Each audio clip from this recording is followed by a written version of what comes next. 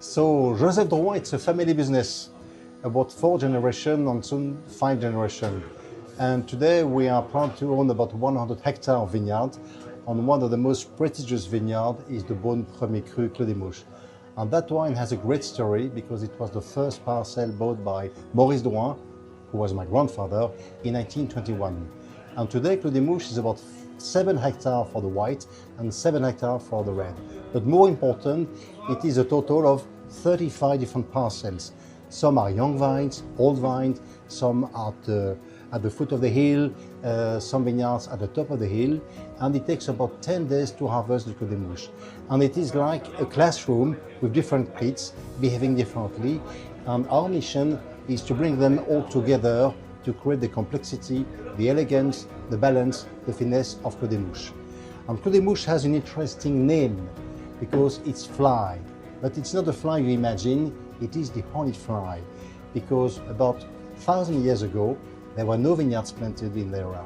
It was an orchard, so you had some peach tree, cherry tree, and to make it work, the local, they set up hives to have bees. And the nickname given to the bee is the honey fly, la mouche à miel. So it became the Clos des Mouches when vineyard was planted. Tell me a bit about your terroir. I know you already started talking about it, but why is it so special?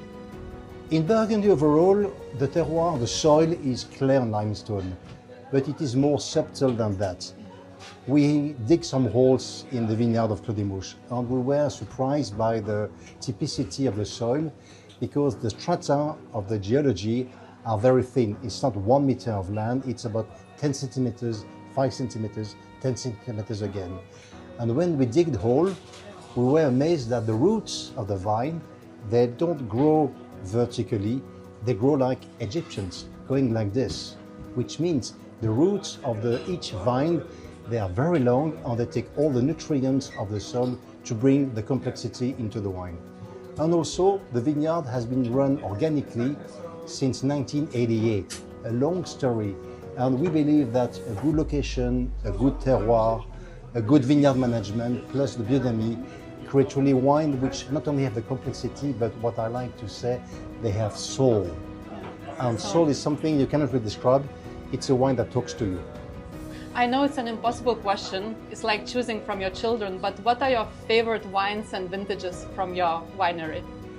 Obviously, the Clos des Mouches is one of my favorites, but there is another one in the Côte de Nuit, which is Musigny, because the Musigny has a specific texture, and it's not silky, it's like a scarf of cashmere, because cashmere has the weight, has the depth, the warmth, and this is what the tenants of Musigny offer.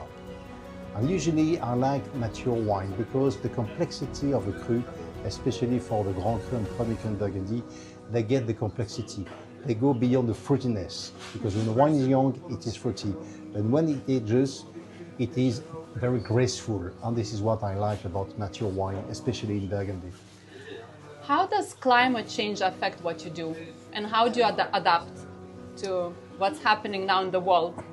Things are changing for now some decades. So in our company at Joseph Drouhin, we have 2 different strategies.